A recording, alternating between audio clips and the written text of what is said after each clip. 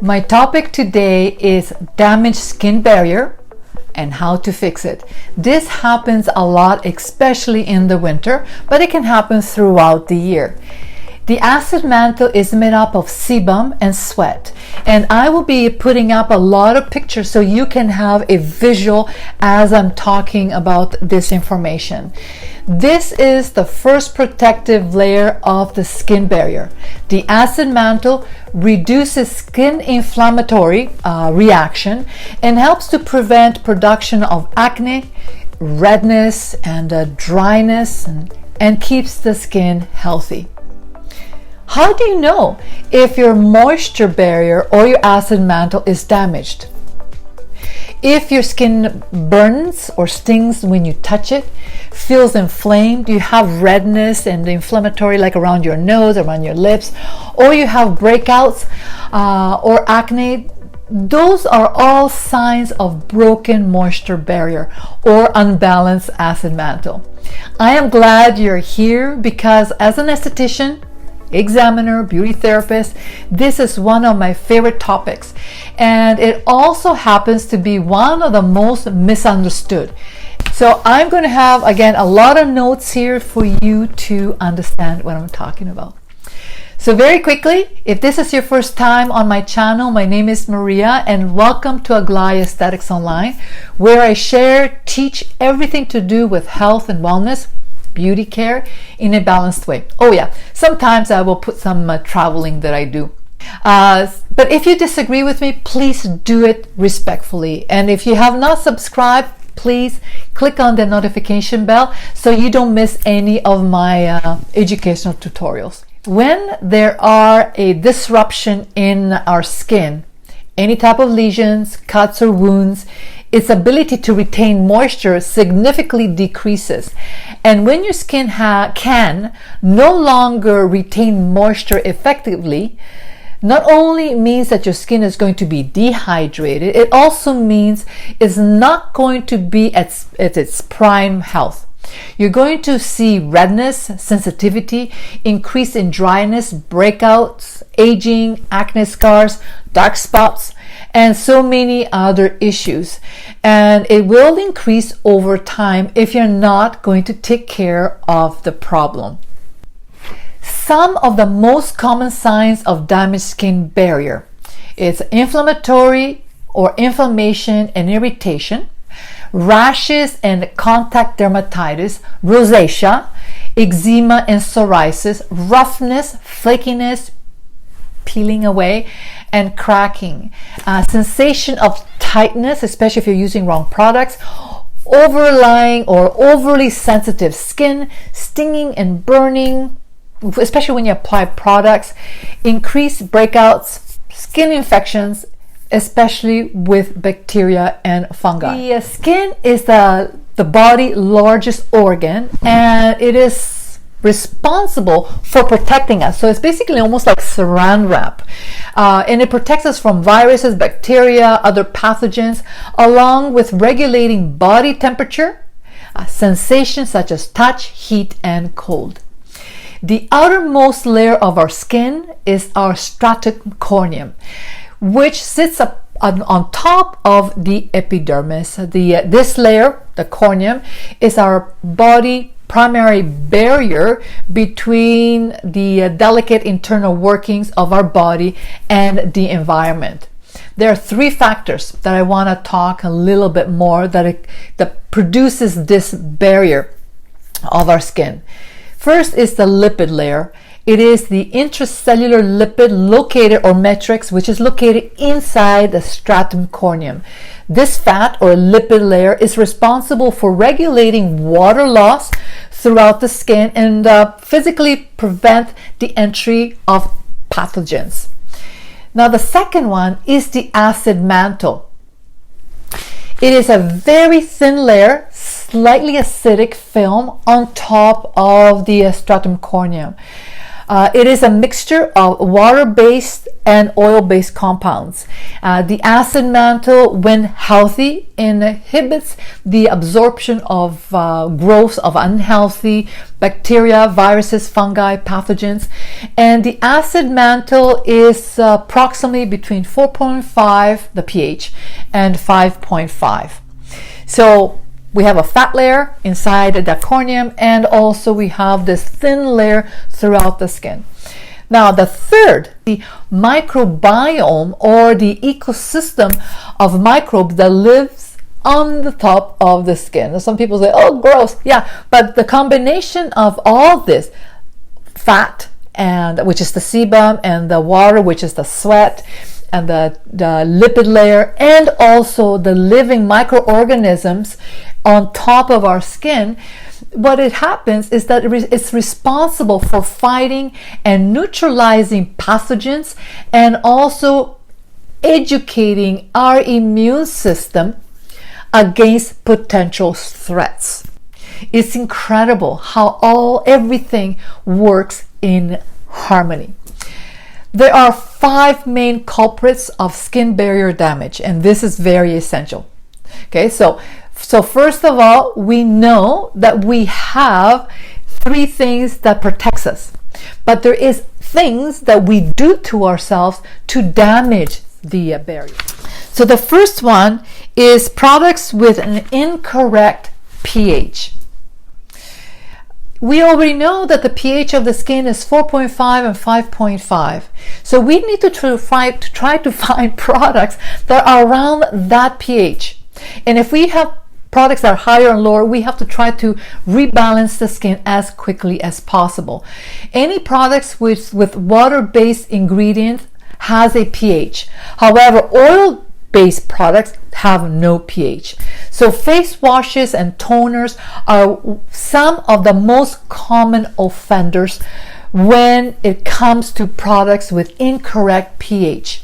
So if you have a product that's higher than 6.5, look somewhere else. So a soap has higher. So I always say soap, your body is okay, but not your skin, okay? Harsh cleansing agents strips the moisture of your skin and weakens this barrier. Stripping the moisture via using harsh and sudsy cleanser agents is a huge problem in many conventional skincare products. If you have oily skin, it can be especially tempting to using something that feels like tight and squeaky clean, but you're starting to damage your skin barrier. Stripping oily skin causes the oil glands to overdrive. Does that make sense? Okay, so if you have oily skin and you overwash your skin, and I have a tutorial on this, and you wash in the morning, you wash at noontime, and you wash at nighttime, guess what? The sebaceous glands, they want to produce more oils. So you keep on washing, the little glands, they keep on producing more oils. Oil is not the enemy. It's an essential part of healthy skin barrier. So if your acid mantle has been damaged, with high pH cleansers are the first thing to avoid. Low pH cleanser will leave your skin hydrated, and you're not going to have the feeling of pulling. You might feel that your skin is not fully clean, but it is. So try to use cleansers that are more like a creamy or very low sudsy. Not like if you start sudsing up your skin, is not good. So when you're choosing a cleanser, choose something that will not lather. Maybe something with a cream or oil-based cleanser is best for you, for anybody, especially if your skin is normal to dry. Another mistake a lot of people do when wash their skin is with hot water or cold water. Remember, our skin is around 32 to 35 degrees Celsius, and that's where your skin thrives the best. So if you're too high or too low, you're going to damage the barrier. So try to wash your skin with lukewarm water, which is similar to your skin temperature. The next problem is washing your skin too often, which I already mentioned that. So please stay away to overwash your skin. Just, I would say, once maybe twice. Now, twice if your skin is very dirty, or if you've done some extra sweating, then wash yourself second time. Number 3, exfoliating too much. Overuse of physical or chemical exfoliant is common and is one of the ticket to destroy your stratum corneum. It's lactic acid, glycolic acid, salicylic acid. All these acids are good, but if you're doing it too often, it's like almost like a little bit is good, too much is not. Using strong acids, it multiple steps of your routine is a guaranteed way to irritate your skin and damage your barrier.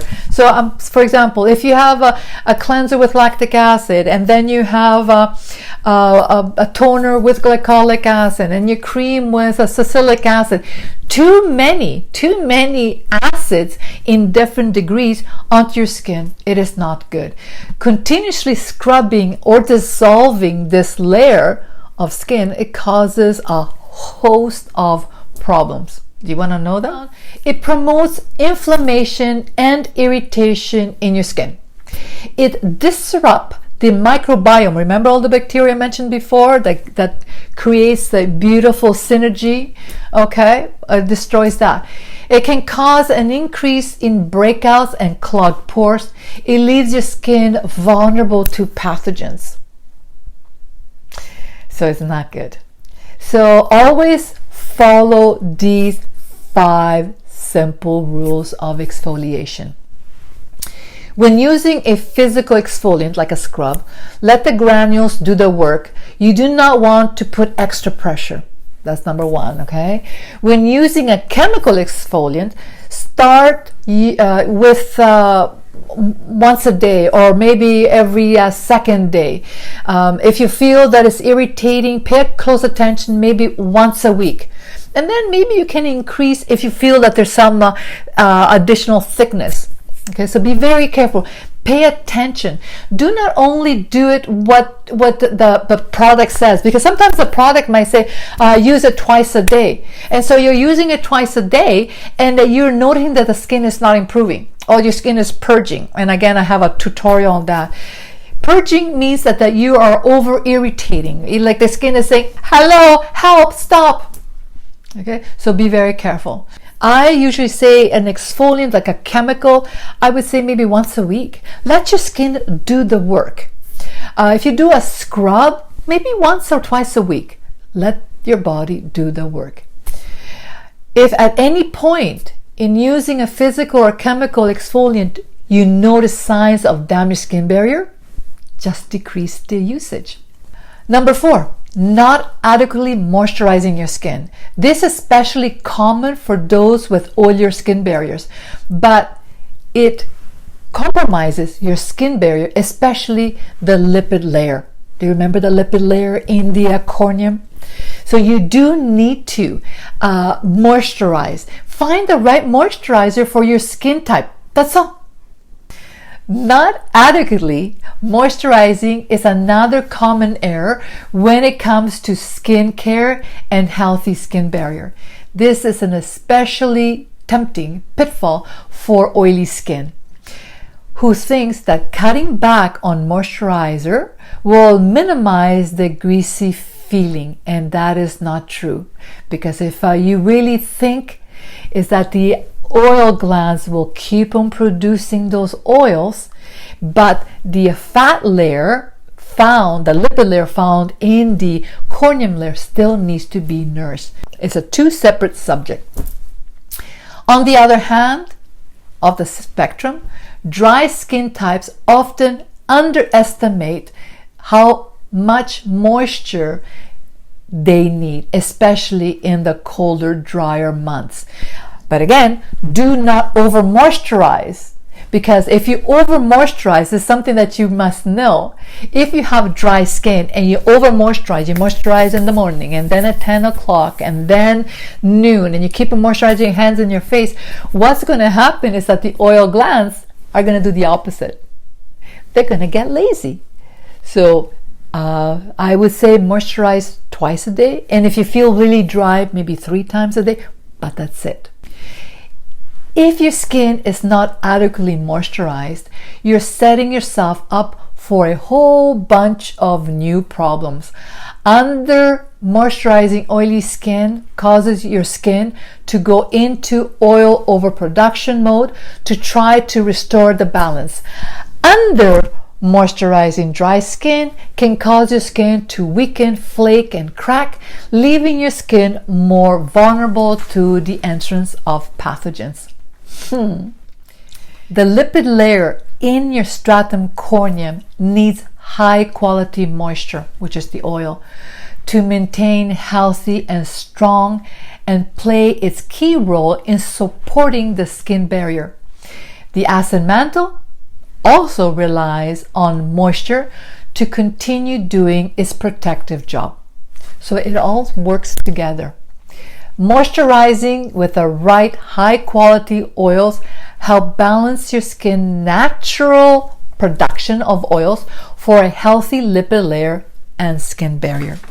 So if we understand that what we need to take care of both the oil and the water, then we know that we are going to nourish both for a healthy lipid barrier. Products to avoid when your skin mantle is damaged: retinols, vitamin C, alcohol products, bergamot, any form of fragrances, and even essential oils sometimes. Even though I love essential oils, but sometimes we have to be very careful. Azelaic acid, benzyl peroxide, alpha hydroxy acid, beta hydroxy acid. So those are the things, if you have damage, you have to stop. And sometimes you might have to stop for a few months until your barrier goes back to normal.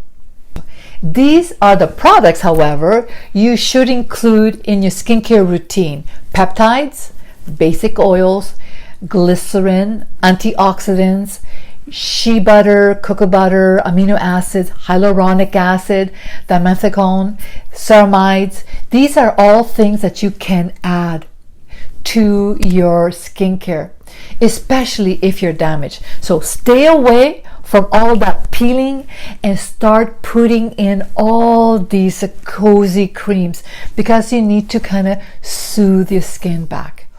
Ignoring gut health and circulation is a no-no.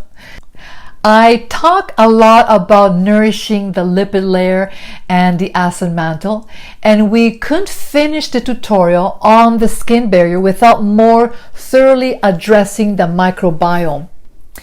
The best way to nourish your microbiome is by taking care of your skin from within, by prioritizing healthy digestion, eating properly, and stimulate your circulation and your lymphatic system, and of course the blood.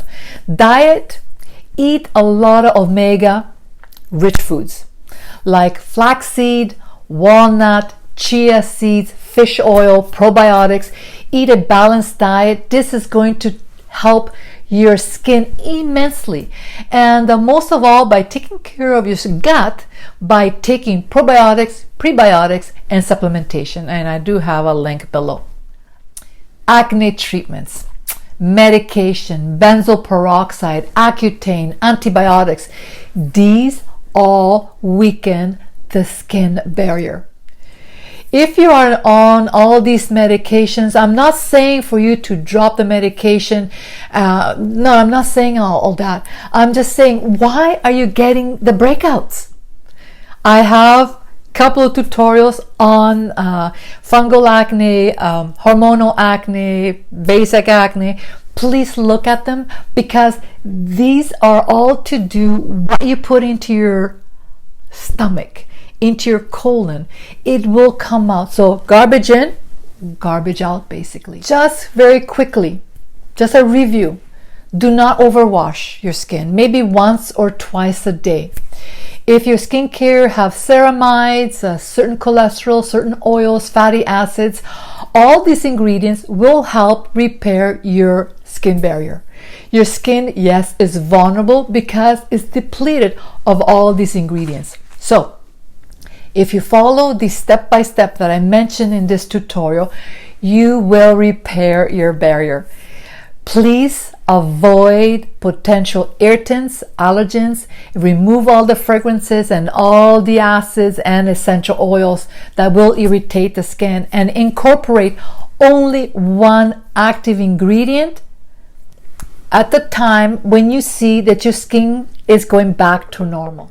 I hope this tutorial gives you something to take away.